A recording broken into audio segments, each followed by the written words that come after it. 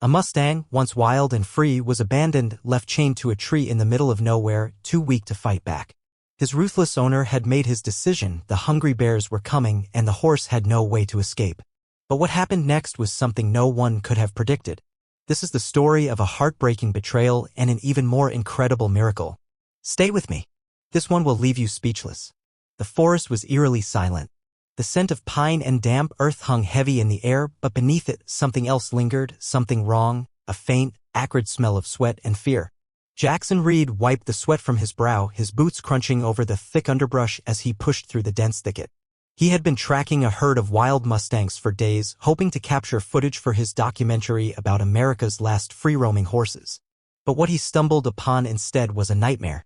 At first, he thought it was a trick of the light, the outline of a horse. A magnificent black Mustang, chained cruelly tight to a tree. Jackson's chest tightened. Anger boiled inside him. Who could do such a thing? Then he spotted them, human footprints leading away from the scene. He crouched, studying them carefully. Fresh. Less than a day old. Whoever had abandoned the horse had left him to die. And here, in this remote corner of the wilderness, death wouldn't come swiftly. It would come on 4 legs with claws and fangs. The thought made Jackson shiver. Bears. Jackson had spent enough time in the wild to know how predators worked. They could smell weakness from miles away. If the horse wasn't dead by morning, he soon would be. The Mustang let out a weak breath, dark eyes locking onto Jackson's. There was no defiance left, no fight, only resignation. Jackson's fists clenched. He couldn't walk away. Hang in there, buddy, he whispered, stepping closer. Just as he reached for his hunting knife, a low, guttural growl echoed from the shadows. Jackson froze. The bears were already here. His breath caught. In the dense underbrush, somewhere, something was watching. The Mustang let out a weak wheeze, shifting slightly against his chain, and the movement was enough to trigger the predator's instincts. Another growl answered the first, deeper. There were 2. Jackson's mind raced. He had encountered black bears before, even a few grizzlies, but never like this, never this close, and never while unarmed. His rifle was back at camp, miles away. All he had was a hunting knife strapped to his belt. The shadows moved. The leaves rustled. And then a massive brown bear emerged from the brush. It towered over Jackson, nearly 7 feet tall on its hind legs, thick fur matted with dirt, muscles rippling with every step.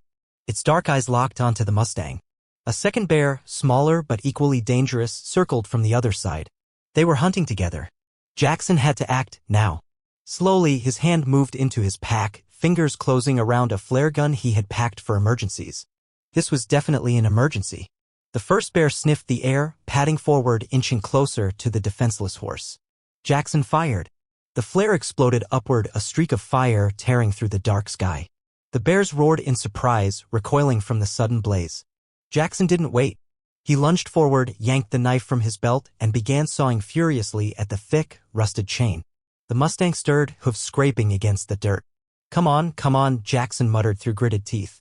The first bear growled again, deeper, angrier. The chain snapped. The Mustang staggered forward, suddenly free but too weak to run. Jackson grabbed the rope still hanging from the horse's neck just as the first bear charged. He yanked the Mustang with him, dodging the swipe of a massive paw. The horse stumbled but stayed upright, fear flipping into raw survival.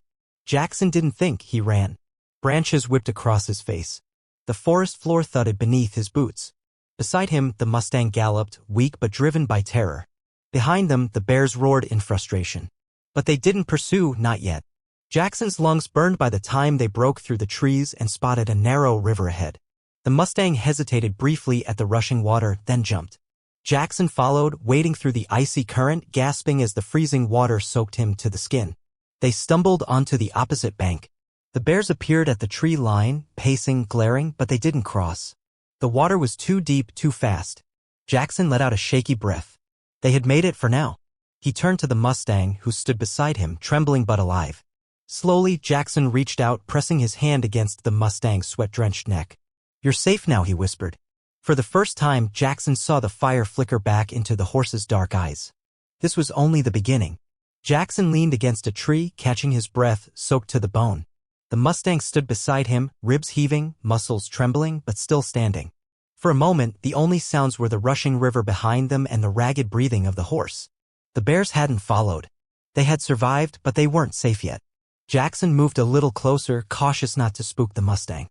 The horse flinched, muscles tensing, eyes flickering with uncertainty. "I know," Jackson murmured. "You don't trust me yet." How could he?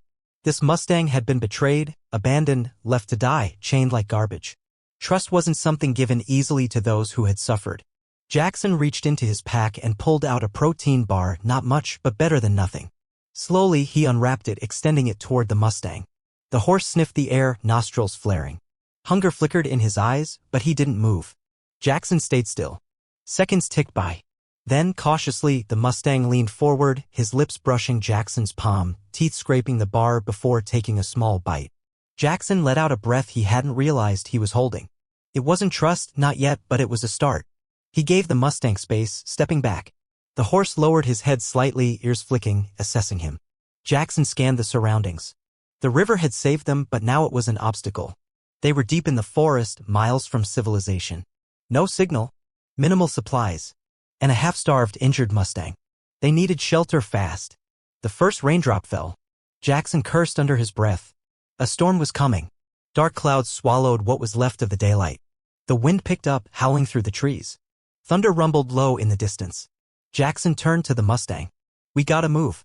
The Mustang didn't respond, too weak, too uncertain of this strange human who had cut his chains. Jackson didn't have time to earn trust the slow way. He reached for the frayed rope still hanging around the horse's neck.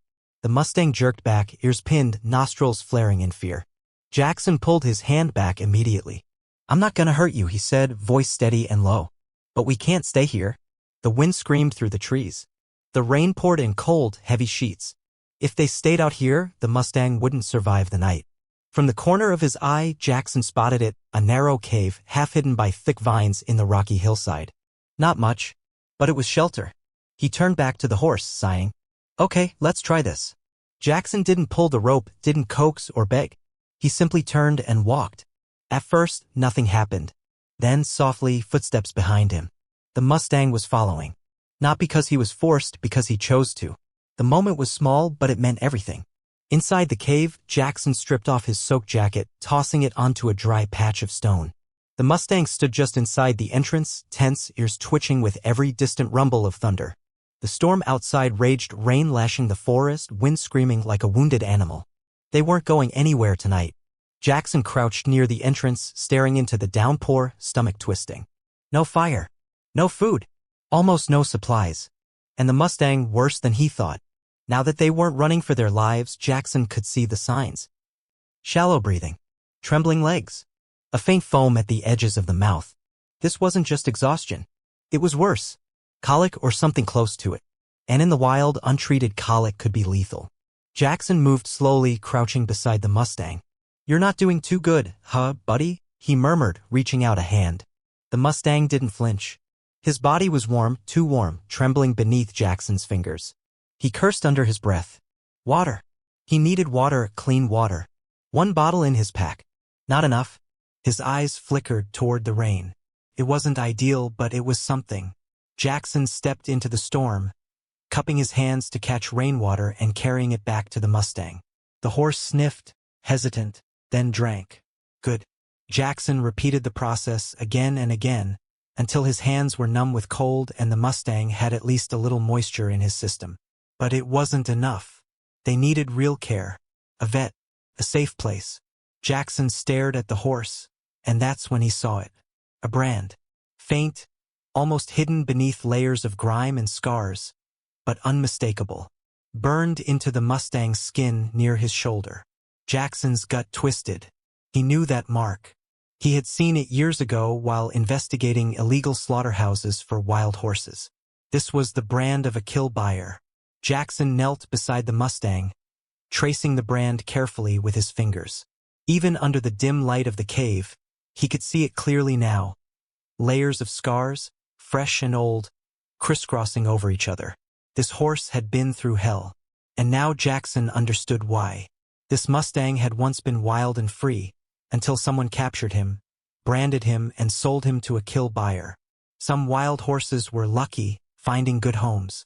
Others, the sick, the weak, the ones nobody wanted, were sold for slaughter. And if even that wasn't worth the effort, they were dumped. Just like this, chained to a tree to die alone. Jackson's fists tightened as he looked into the Mustang's dark, weary eyes. Eyes that still held a spark of something deeper, something unbreakable. "You've got more fight in you than they thought," Jackson murmured. The Mustang didn't move, just watched him silently, steady and strong despite everything. Jackson sat back against the cave wall, exhaustion weighing heavy on his body, clothes still damp from the cold rain. But none of that mattered. He wasn't leaving this horse behind. He reached into his pack, pulling out the last granola bar he had. Slowly, he broke off a small piece, offering it to the Mustang.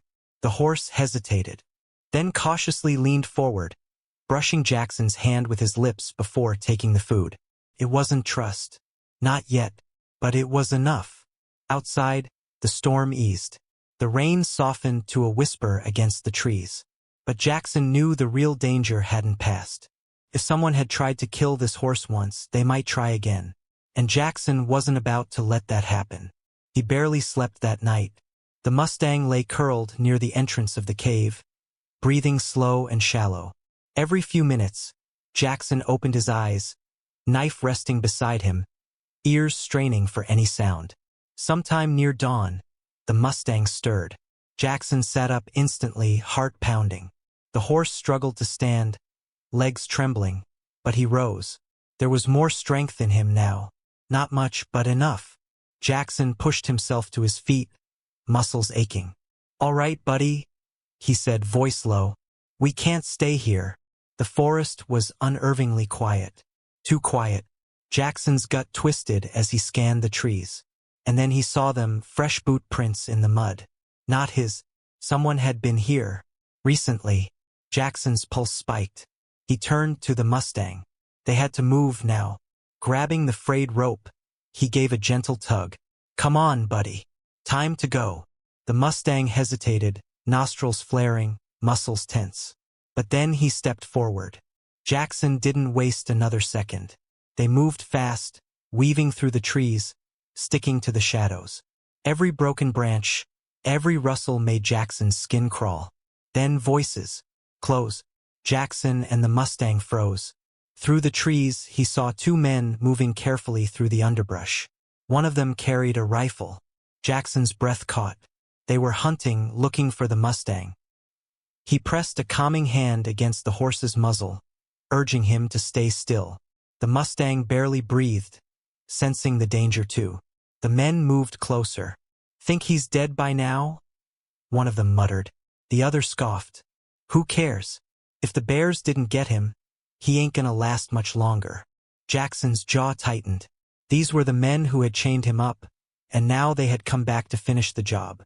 He had only one chance. Carefully, he reached into his pack for the flare gun. One shot. That's all he had. He waited. The men were only about 20 feet away now. Closer. Closer. Jackson pulled the trigger. Boom. The flare screamed into the sky, exploding in a blinding burst of red fire and smoke. The men jerked back, startled, shielding their eyes. "What the hell?" Jackson didn't wait. "Geo!" he shouted, yanking the rope as he sprinted forward. The Mustang bolted with him, not stumbling, not hesitating, running like the wild thing he was born to be. Branches tore at them. The cold wind howled. Behind them, the men shouted, crashing through the trees, blinded and cursing. Jackson didn't look back. He ran until his legs burned and his lungs screamed. The Mustang ran beside him, no longer weak, no longer broken. Through the trees, Jackson spotted it, salvation. A dirt road, and coming down it, a pickup truck. He poured every ounce of strength into one last sprint, bursting from the tree-line, waving his arms. The truck skidded to a stop, gravel spraying. The driver stared in shock. "What the hell?" Jackson didn't hesitate. He rushed forward, grabbing the side of the truck. "Help us!" he gasped. "They're coming!" The Mustang snorted, tossing his head, but didn't bolt. He stayed, solid, steady. The forest behind them was silent again. The men were gone, at least for now. Jackson turned to the Mustang, heart pounding. Slowly, he reached out a hand. And for the first time, the horse didn't flinch. Instead, he lowered his head voluntarily into Jackson's touch. Jackson's throat tightened. They had made it. The driver stepped out, wide-eyed. "Where the hell did you find that Mustang?" Jackson ran his hand down the Mustang's scarred side, fingers brushing over the branded mark. He looked up, eyes dark with determination. "I didn't find him," he said quietly. "I saved him. Some horses are born to be tamed. Some are born to be free. And a rare few, the rarest kind, are born to defy the odds." If this story touched your heart, subscribe to the channel, like this video, and share it with someone who believes in second chances. Because sometimes, a single act of kindness can change everything.